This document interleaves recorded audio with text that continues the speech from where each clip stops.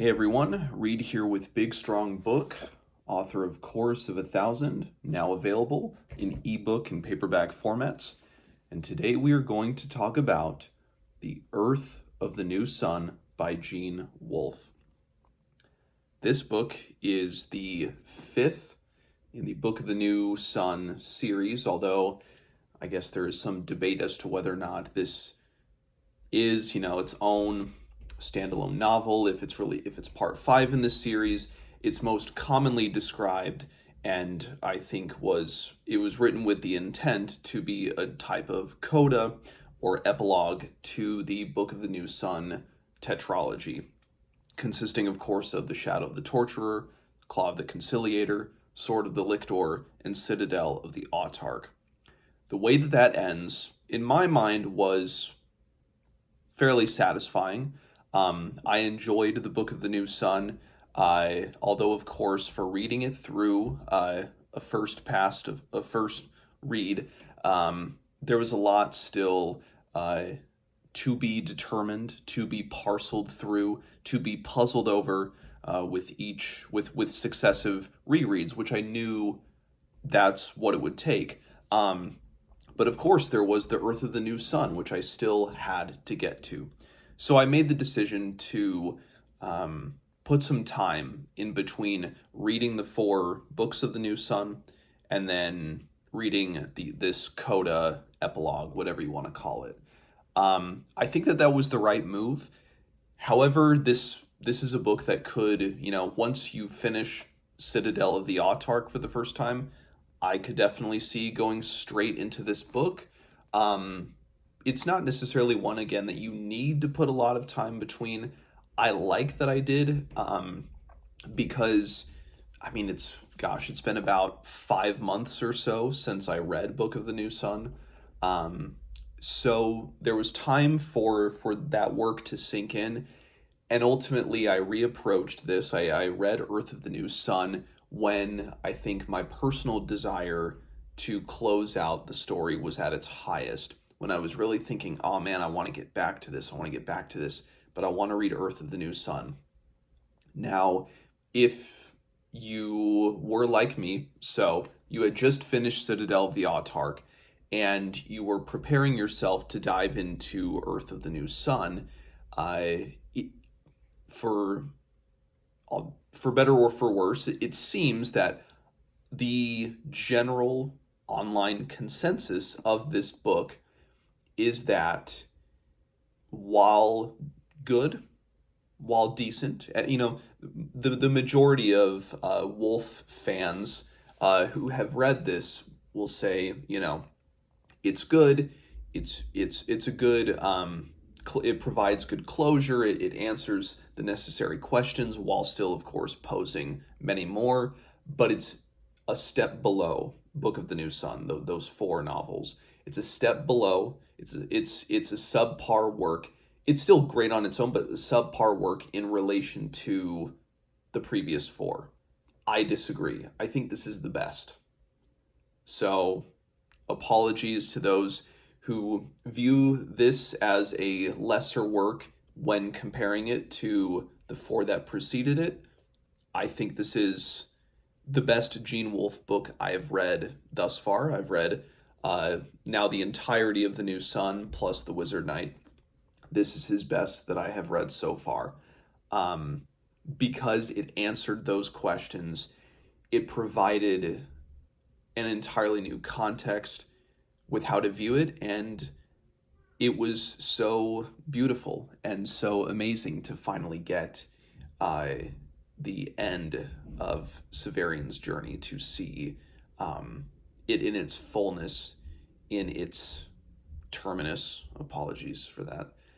But to see it now to step back and to see the complete journey. Now things from Book of the New Sun, of course, are starting to make sense, especially that freaking play in Claw of the Conciliator that just puzzled the hell out of me, as I take it. It does with everybody who comes through it. The chapter, I think, is called Eschatology and Genesis.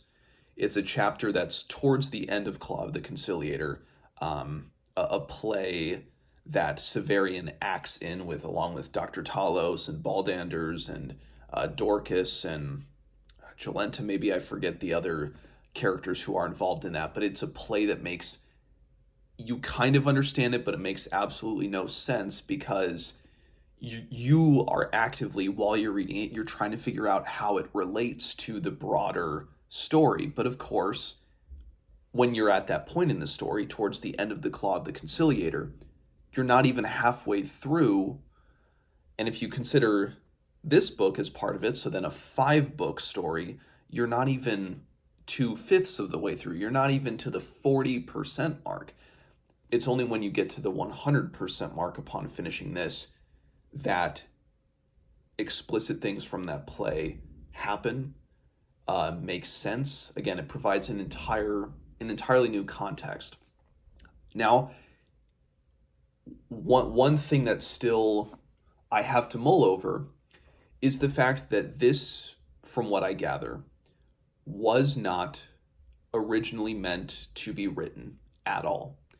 From what I gather, again, it seems that this book was written at the behest primarily of Wolfe's publisher, maybe his agent, who knows. I don't know how many people were involved in this theoretical pressuring of him to write this, because what I've read online, so of course it's true because I read it on the internet, that there were many readers who were unsatisfied by the way that Citadel of the Autarch ends, wanted more answers, wanted more clarity for what this all meant, where this was all going, what the peak of it would be, what he was trying to represent through it. And so about, I think 4 years later, 4 years after Citadel of the Autarch was published, this book was published. So it literally stands alone from the Book of the New Sun. But I almost, now after reading it, I can't imagine the Book of the New Sun without the Urth of the New Sun. I can't imagine it. It seems so integral and so crucial a component to the story that to not have it, you could still piece together everything. You could get I am certain that with multiple rereads of Book of the New Sun, you could get to the answers that are made explicit in this. You could find them and infer them from the Book of the New Sun because, of course, now I can see the clues. I can start to see where the clues were in Book of the New Sun, which is awesome. I love that finally, you can start to see that. But this book is, in many respects, this is 3 different stories. This book, Urth of the New Sun, moves through 3 distinct acts and there's act breaks, and I can see where some people might not like this. It's it's definitely more. It plays fast and loose with concepts of the Herial duels. I forget if I'm pronouncing that correct. The alien race, the notions of the time, the past, present, and future. Even though, and I know Gene Wolfe has said this, there's really no such thing as a present moment. This plays a lot with legacy, with story, with civilization, with the notion of past and future, and how everything kind of works in tandem from the bat, with Severian on his ship. So I guess as I'm really getting into the heart of the review now, I should note that this will contain spoilers for the Book of the New Sun. And pretty soon into this, I will get into explicit spoilers for Urth of the New Sun. So venture forward with caution, I'll just say that. So as we get into this, I'll be spoiling kind of the end of Book of the New Sun as we lead into this 5th book. So you've been warned. Severian, who is now the Autarch of Urth, ventures off onto a ship. That's all we really know as this starts. He ventures onto a ship where he will then find the new sun, acquire it, bring it back, breathe new life into Urth. And already, you understand that he's on a ship, a space ship of some sort or another. It ends with him kind of concluding his narrative and then jettisoning it off into space. And what becomes clear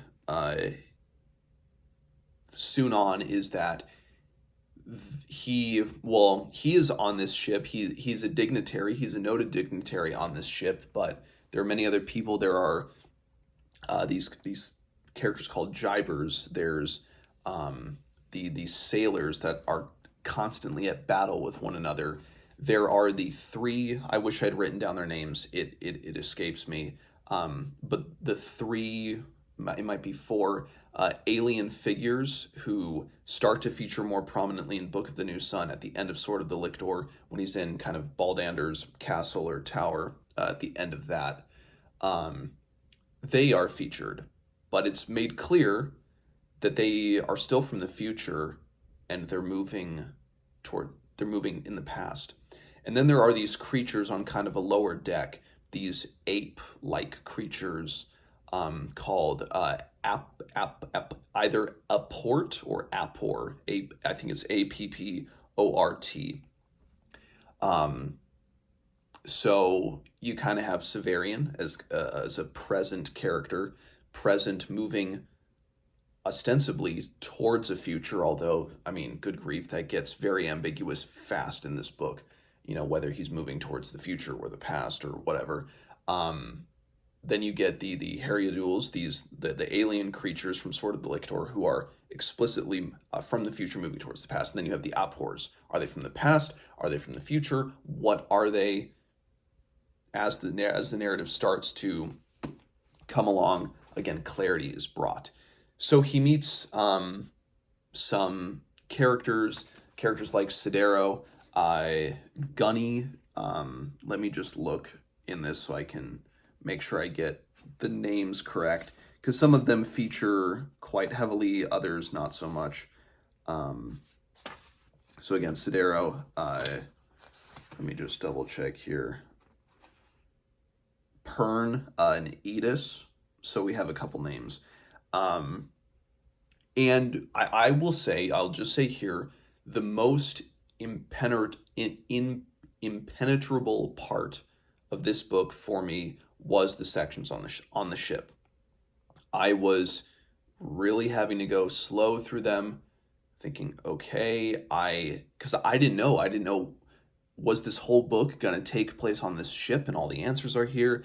And that to me is, upon a future reread, that is the section I will truly dedicate, I think, the most time and attention to. So it might be a little shaky for some getting into that start.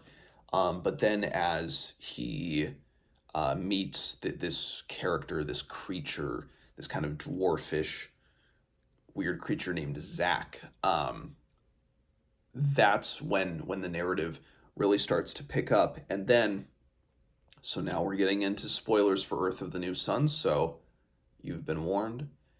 It is revealed that this ship is outside of space-time. It is moving, but how does it move? It has all these levels. It has these sails. How are these sails propelled? Again, the answers are there, I'm sure. It's just, it's mysterious. Even reading it slow, it's mysterious. But it is outside of time. So that's very interesting. I took notes. I actually took notes while reading this, not in depth. Just, if there were terms, I would write down some character names, words and phrases if they came up and I wasn't sure what they mean. It'd be good to go to a dictionary. I don't have the lexicon Urthus, mainly because I didn't want to be too tempted to overutilize that and kind of run amok in trying to make sure that everything was explained to me. I wanted to keep some of the mystery there, do some of the investigating myself. And one theory I had was, because it is outside of time, And because there was the figure of the captain who we never really met at first, at least, the captain was always mysterious. I had wondered, is Severian dead? Which I wasn't too far off the mark with that, as we get to the end. Is Severian dead? Is this heaven? It is this weird, you get people from the past, the present, and the future, all kind of intermingling. It's this weird with a bunch of sails. There's propulsion. It's moving somewhere, but it's kind of, if it's outside of time and space, is it really moving anywhere? Is it truly? I mean, it can move to the past. It can move to the future. It's kind of everywhere and nowhere all at once. It's outside. There's this mysterious captain. Who are they? They're the captain of this ship that's all throughout time and simultaneously nowhere. Is that captain God or the Increate? Is this ship the afterlife? Is it heaven? That's, as I was reading it, those were my initial thoughts. I'm like, okay, is this heaven? It's outside of time. Then there was a moment, and I wrote down. I can see if I can find it and refer back to it now that I've read the whole thing. It was chapter 14. There was a moment that I thought, it's called the end of the universe, actually.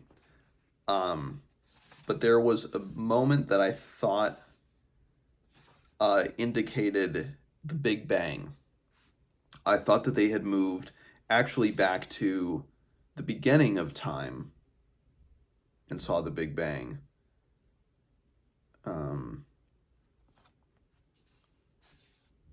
I turned my head. This is from page 103, chapter 14. I turned my head and looked the other way. There the stars swarmed still, but it seemed to me they formed a great disk in the sky. And when I looked at the edges of the disk, I saw that they were streaked and old. Since that time, I have often pondered on that side here beside the all-devouring sea. It is said that so great a thing is the universe that no one can see it as it is, but only as it was, just as I, when I was the autarch, could not know the present condition of our commonwealth, but only its conditions as they were when the reports I read were written. And then you have the single blue star that's kind of a wormhole that comes and then provides us for a real narrative thrust into the second act.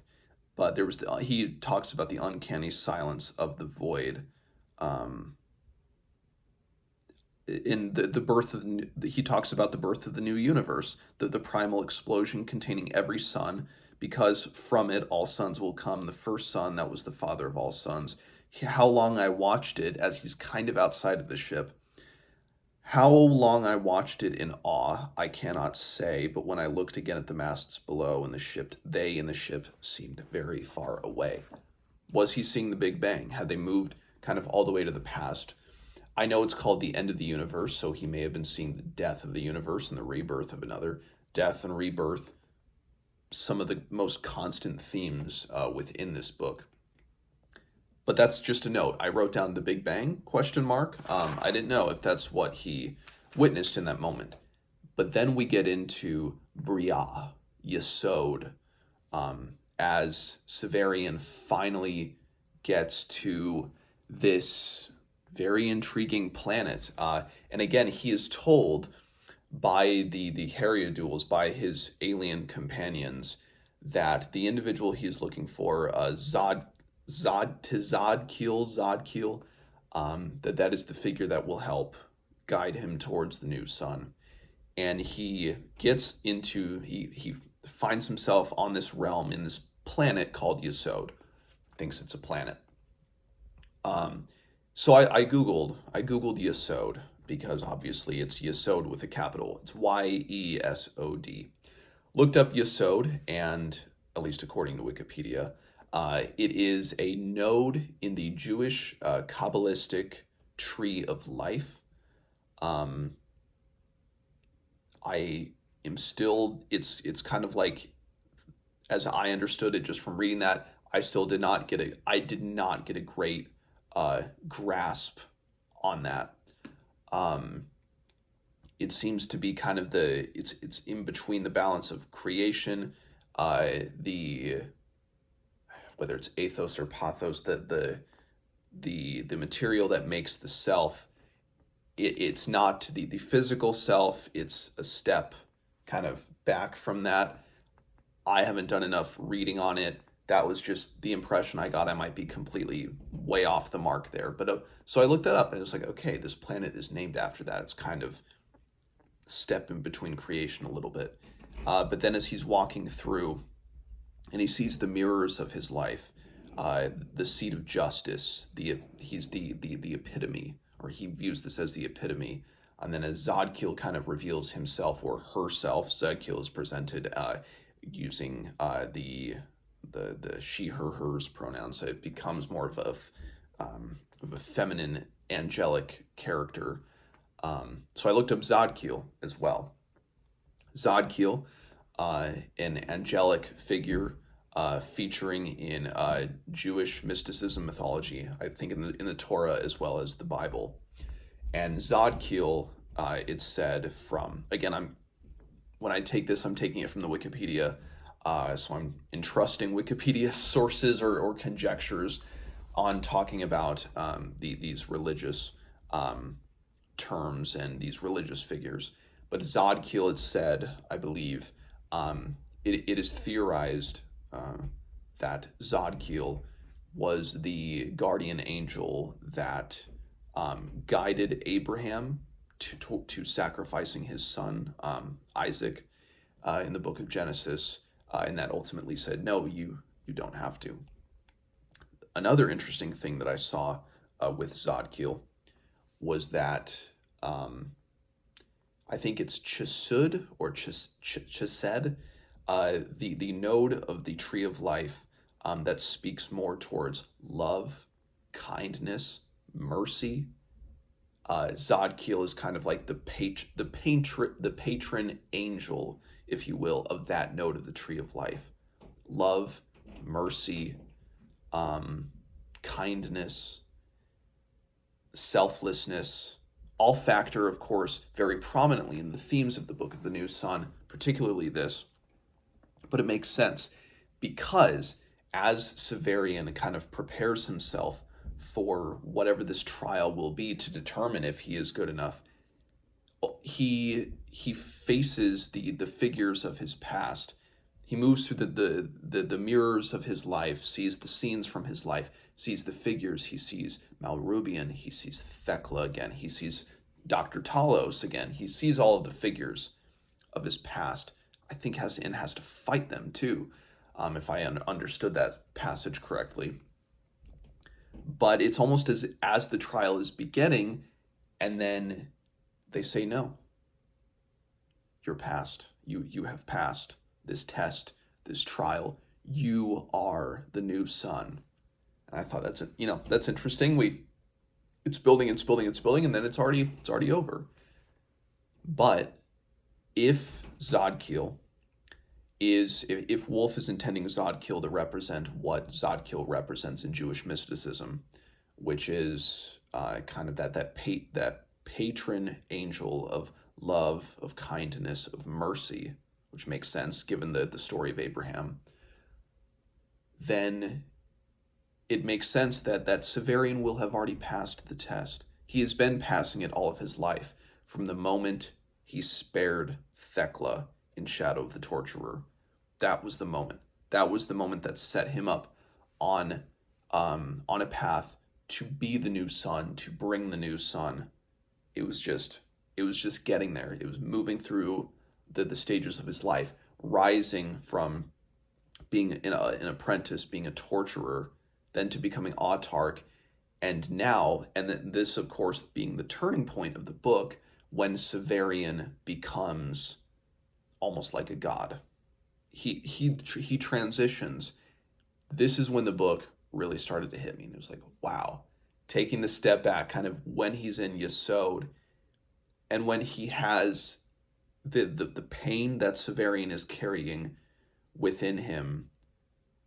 Severian, I think, becomes his most compelling when he's in this state of wanting to save Urth, to bring the new sun, understanding himself to have this power, but he also simultaneously does not understand it. And then he is transported back, journeys back towards Urth. They mention the white fountain as well, the white fountain being the new sun. Um, and then he returns to Urth, noticeably in the past. And then as he started to heal people, it clicked. And I was like, oh my goodness. It clicked, and it was so glorious, and it was so beautiful. That's the only way I can describe it, because he he did not have the claw. He had the thorn, which he picked from the bush by the ocean in the citadel of the autarch, but that which had no power. It was a thorn, and he realized, but then it clicked, and I knew, oh my gosh, he's the conciliator. Because while you're reading a book of the New Sun, it's clear Severian is in some way related to the conciliator. Obviously, he wields the claw. It seems that he has these healing, that the claw provides him with healing powers, but then he separates himself from it. Then he can no longer heal. But he returns to Urth now in the past, or at least removed from his childhood. It's long in the past, and he can heal. It's like he's almost like Christ returned. I mean, that's when this becomes, when this is truly the moment when the Christ parallels really start to click even more, I think, than they did in Book of the New Sun. But he comes from a star. He comes from a star. They see it, the ship that he's on. They interpret him as a divine being. He can heal, and he starts to have these followers, and then he is presented at the citadel. He is imprisoned. He is tortured. He says these things about what is to come, because he is from the future. He can communicate these things, and they call him the conciliator, and they write down the Book of the New Sun, and so it's his own. And then I'm brought back to the first sentence of Shadow of the Torturer, which is what I knew then. I had some presentiment of my future. His future is also the world's past. His future is also the past. So he already had, the presentiment of his future. And then as he's leaving and takes the claw, the thorn that has no power in it, and his blood is on it. And it's almost like, I know that the scene with the Alzabo and the scene where he eats of Thecla is directly drawn towards the Eucharist. I can see that. But then here it's, like, take this token in remembrance of me. Take this claw, which is this blood of mine. And let me see if I can, it was chapter 35 where that hit. Let me see if I can find it. Where he is beaten like Christ. The citadel again.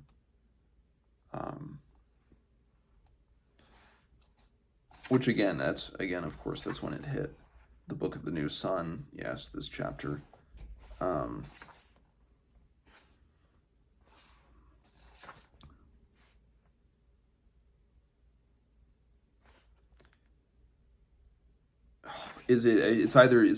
pretty sure it's chapter 30. It might be chapter 38, because then he meets Typhon again. So then that provides a new context for it. He meets the first Yamar, who's the first autarch of all, and he kind of gives him a mission, gives him an imperative almost. Let me skip ahead. So it's chapter 39, actually, the Claw of the Conciliator. Yes, I'm looking at my notes, and that's where I wrote, "This is my blood," "This is my blood, and take it in remembrance of me." And that's, I think, when it hit. Yes, here it is. Page 279, chapter 39. The word he had used suggested the token he received. So the Chiliarch or the Chiliarch. Won't you give us some token, conciliator, some proof that we once encountered you? I know my hands are profaned with your blood, and so are Gaudentius's, but these men never harmed you. And then I took off the thong and the little sack of man-skin Dorcas had sewn for the claw, which now held the thorn I had plucked from my arm beside unresting ocean, the thorn upon which my fingers had closed aboard Zadkiel's ship. This has been drenched in my blood, I told them. And then he watches them walk on the promontory and back. And then he moves again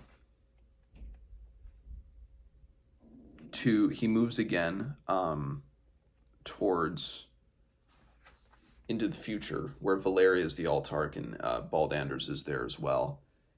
And it's all, it's like Christ revealing himself. It's Severian in this moment must reveal himself, and he does, and he reveals himself to be the new sun, and he brings about a cataclysm. The world starts flooding, and then everything seems lost, and Severian is just, he's trying to wrap his mind around it, that through the white fountain, through the power that was imbued in him by Zadkiel and on Yesod, and now he has brought about destruction. This land, this whole civilization, that he knew that as he moved, through his life, and then left space-time, and then was brought back into the past, and then could walk that route again. And as more is clicking him with the eschatology and Genesis play, and he directly says now more makes sense about Dr. Tallis's play. But then let me see if I can find here the victim of the Giol.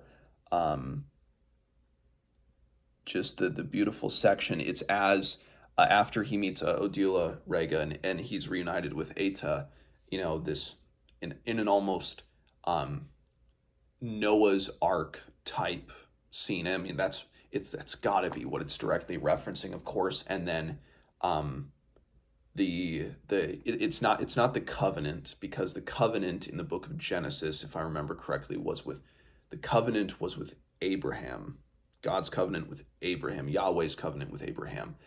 In this, it's if the covenant with Noah at the end of the great biblical flood, if that was called a covenant, somebody in the chat, who's more well versed than I am in the book of Genesis, if you could redirect, that would be very helpful. But I'm going to read here a couple pages that just stuck out to me, and it blew me away as he was swimming over this land, over these cities, over the citadel, and he finds a skull. Now, I don't know whose skull. It didn't click with me initially whose skull that was. It might have been his skull for all I know now. And of course, because Severian is actually dead through all of this. And I'll read here a little bit. This is from starting on page 333 through 33. When I looked down again as he is swimming, a yellowed skull lay at my feet, half buried in the mud. I picked it up. The lower jaw was gone, but otherwise it was whole and showed no injury. From its size and unworn teeth, I guessed it to have been a boy's or a young man's. Some other, then, had drowned in Giol not long ago, perhaps some apprentice who had died too long before my time for me to hear his short, sad tale, perhaps only a boy from the tenements that had crowded the filthy waters, which, in the scene in Shadow of the Torturer when he's swimming in the river, don't they mention a drowned boy? I'll mental bookmark, note for later. Or perhaps it was the skull of some poor woman, strangled and thrown into the river. So women and children and men as well had perished in Nessus every night. It came to me that when the Increate had chosen me his instrument to destroy the land, only babes and beasts had died in innocence. And yet I felt that the skull had been a boy's, and the boy had somehow died for me, the victim of Gil when Gil had been cheated of his due sacrifice. I took it by the eyes, shook out the mud, and carried it with me. Long stairs of stone descended deep into the channel, mute testimony to the number of times its levees had been raised and its landings extended from above. I climbed them all, though I might have floated up nearly as readily. The tenements had fallen, every one. I saw a mass of tiny fish, several hundred at least, clustered in the wreckage. They scattered in sparks of argent fire at my approach, revealing a bleached corpse, partly devoured. After that, I did not dismiss their schools again. Doubtless there were many such dead in the city, which had once been so large as to excite the admiration of the world. But what of me? Was I not another drifting corpse? My arm was cold to my own touch, and the weight of water burdened my lungs. Even to myself I seemed to walk in sleep. Yet I still moved, or believed I moved, against all currents, and my cold eyes saw. The locked and rusted gate of the necropolis stood before me, the beginning of Shadow the Torturer. Wisps of mazed kelp threading its spikes like the mountain paths, the unchanged symbol of my old exile. I launched myself upward, swimming several strokes and thus flourishing the skull without intending it. Suddenly ashamed, I released it, but it appeared to follow me, propelled by the motion of my hand. Before I had embarked upon the ship of the Heriodules that was to carry me to the ship of Zadkiel, I had crouched in air, surrounded by circling, singing skulls. Here spread the reality this ceremony had foretold. I knew that, I understood it, and I was certain in my knowledge. The new sun must do what I now did, going weightless through his drowned world, ringed by her dead. The loss of her ancient continents was the price Urth had paid. This journey was the price I had to pay, and I was paying it at this moment.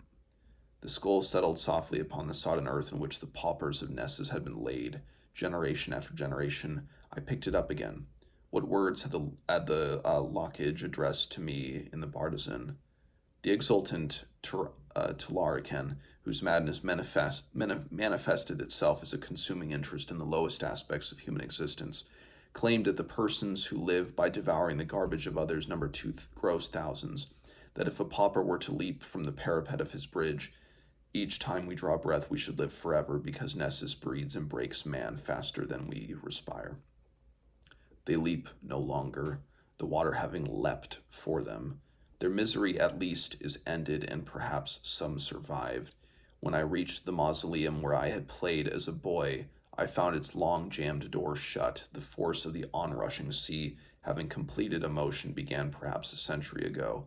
I laid the skull on its threshold and swam hard for the surface, a surface that danced with golden light. I love that. And as he comes back, and now it's Ushas, which I understand is a Vedic, it's a Hindu reference, the name of Ushas, as representing the dawn. I briefly read over that, just writing down Ushas and what does Ushas mean, and that's it's a Hindu, it's a Vedic reference, and then he moves back towards time, as if he can't. He's pained to deal with the consequences of bringing about a rebirth, a new life to Earth, and as it turns into Ushas, a new dawn. But he's frightened by it. The world that he saved it. He gave new energy to the sun. He brought the white fountain, the new sun. He is the new sun. But it came at such a tremendous cost, but a necessary cost. But he moves in the corridors of time. He moves back again to an ancient, what is assumed to be an ancient Inca civilization, Apu Punchao, when he muses on the old sun, and like this god of the old sun, the figure of the old sun, Apu Punchao. And some parts where he meets again with the Heriodules at the end of this kind of final part of the book, and there was some that was a little bit confusing with that. With,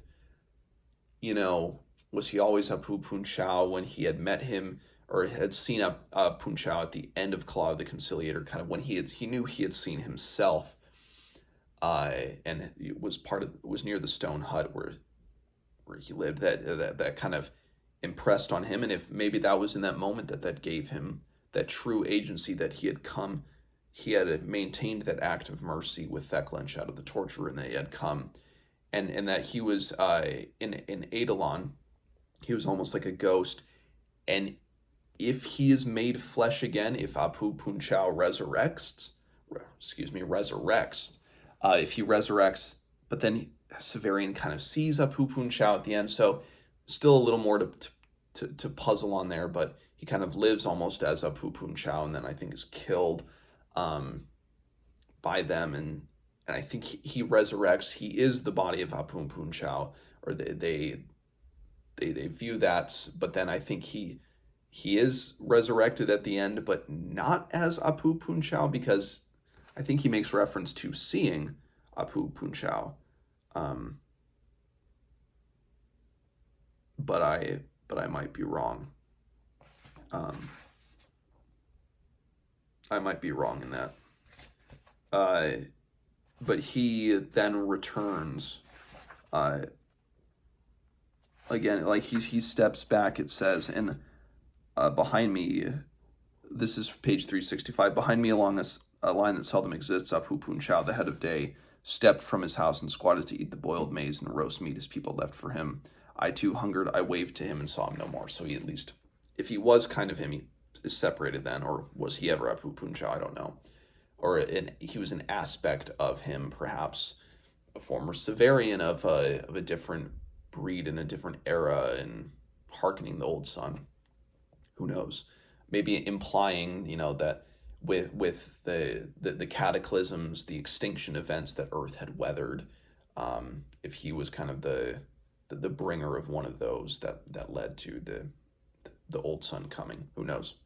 But then when he is brought back at the end to kind of that future, to when he is brought back to Ushas once again, and he and Odilo and Rega and others from that boat have now become gods. They are kind of the new gods, putting into perspective the power of stories. It's evident, in the first book, that the power that the Conciliator still has, and now for this new Earth, for Ushas, this the power of these gods who we know were just, perhaps ordinary people capable of extraordinary things, or who knows, maybe they were able to gain these types of godlike powers with the bringing of the white fountain and the coming of the new sun. But I love the implication at the end, as the priest leads him, and Severian being the sleeper, of course. Almost like it implies that all of the old peoples of Earth are now seen as deities in their own way. These distant ancestors that are now closer to being a deity than to being a person. This is from the very end of the book. We were walking inland now and climbing a grassy little hill. From the crest we could see the crest of the next, and upon it 3 bowers side by side, decked as my own had been with twined lupine, purple loose strife and white meadow rue. There, my priest told me, there the other gods sleep. So literally talking about the other gods who were there, the other individuals who Severian had met on the boat. But I think there is a universal that is implied there. So yeah, so much to unpack. This was just incredible. Now seeing how Severian journeys through time into the future, but then also the things he left behind in Earth's past, and just where he ends up. He is the sleeper. He is a god or a deified figure whose journey is complete. His journey is done. There is no more for him. It's a very fitting end to Severian's story. So, that being said, Urth of the New Sun, if you have read it, let me know what you think. And as always, I will see you guys next time.